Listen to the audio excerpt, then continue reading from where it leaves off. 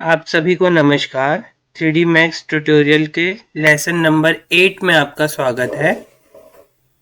आज के इस ट्यूटोरियल में हम टोरस बनाना सीखेंगे। चलिए स्टार्ट करते हैं। मैंने टोरस सेलेक्ट किया, सेंटर पॉइंट सेलेक्ट किया, देन ड्रैग करूँगा, इसकी फर्स्ट रेडियस सेलेक्ट करूँगा, outer radius, then inner radius select करूँगा मैं, देन क्लिक किया तो ये टोरस रेडी हो जाएगा। अब चलिए हम इसके मॉडिफिकेशन की बात कर लेते हैं। तो मैं मॉडिफाई में जाऊंगा, इसकी रेडियस में सेट कर सकता हूँ। फॉर एग्जांपल आउटर रेडियस 2 रखा, 2 फीट, और इनर रेडियस 1 फीट कर दिया।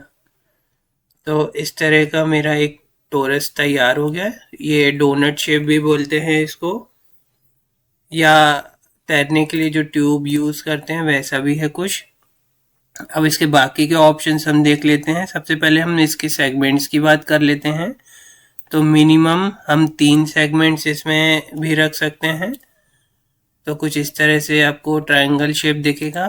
4 सेगमेंट, 5 सेगमेंट, 6 सेगमेंट, और जैसे जैसे आप बढ़ाते जाएंगे इसकी स्मूथनेस बढ़ती जाएगी। तो लगभग आपको 30 वैल्यू आसपास चाहिए होगी इसको टोरस दिखने के लिए। ये हो गए इसके सेगमेंट्स।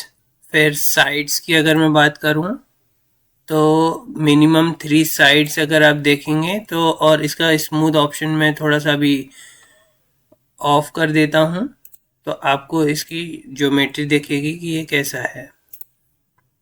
3 साइड्स में कुछ इस तरह का शेप दिखेगा इसमें, और इसके जैसे ही साइड्स इंक्रीज करते जाऊंगा तो ये रिफाइन होते जाएगा। टोरस जैसा आपको कुछ दिखना शुरू हो जाएगा। और स्मूथ ऑप्शन ऑन करता हूँ, इसमें जैसे सेगमेंट्स में मैं खाली ऑन करूँगा तो आपको पूरे सेगमेंट्स स्मूथ मिलेंगे, और साइड्स को स्मूथ करूँगा तो साइड्स स्मूथ मिलेंगी। ये देखिए हॉरिजॉन्टल दिखने लगा, और ऑल में करूँगा तो सब कुछ स्मूथ हो जाएगा। तो इस तरह से ये टोरस रेडी हो गया। और इसमें और भी दूसरे ऑप्शंस हैं। अब हम रोटेशन की बात करते हैं। इसमें मैं इसके एजेस को हाईलाइट कर लेता हूँ। अब अगर मैं इसके रोटेशन को बढ़ाऊं तो क्या अंतर आता है। इसके रोटेशन को बढ़ाऊंगा तो इसकी एजेस शिफ्ट होना शुरू हो जाएंगी। तो अगर आपको एजेस सेट करना हो तो आप इस रोटेशन का यूज़ करेंगे। अभी मैं इसकी वैल्यू 0 ही रखता हूँ। इसकी वैल्यू अभी आपको और अच्छे से समझ में आएगी जब मैं ट्विस्ट ऑप्शन यूज़ करूँगा।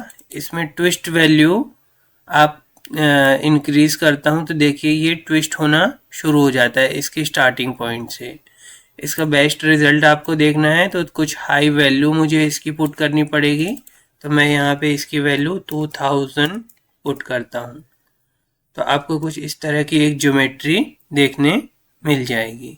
अब इसमें थोड़ा सा और मॉडिफिकेशन करके मैं चेक करता हूँ। अगर मैं इस वैल्यू में अब इसके रोटेशन को चेंज करूँ तो आप इस तरह से एक एनिमेशन चाहे तो क्रिएट कर सकते हैं इसका। अभी इसकी वैल्यू 0 रख देता हूँ।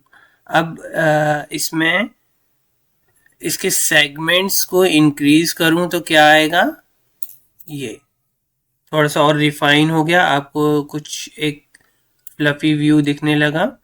और साइड, ऐसी साइड व्यू चेंज करूँगा तो आपको कुछ चेंजेस मिलेंगे। मैं इसको मिनिमम में रखता हूँ और 1 बाय 1 आपको इसके साइड्स इंक्रीज करके बताता हूँ तो क्या चेंजेस आएंगे।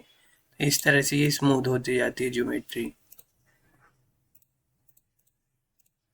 तो ये इसका ट्विस्ट ऑप्शन हो गया, रोटेट ऑप्शन हो गया, स्मूथ ऑप्शन भी आपने देख लिया। अब नेक्स्ट स्लाइस ऑप्शन, इसको ऑन करता हूँ, और अगर अब मैं इसको स्लाइस करने की कोशिश करूँ तो ये इस तरह से ये स्लाइस होने लगेगा। और कुछ एक अच्छी सी ज्योमेट्रीज की बनाने की कोशिश करते हैं तो मैं सबकी वैल्यू 0 मिनिमम रख देता हूँ, और मिनिमम से इसकी एक एक करके इसकी वैल्यू इंक्रीज करते जाता हूँ। तो आपको कुछ शेप देखने को मिलेंगे।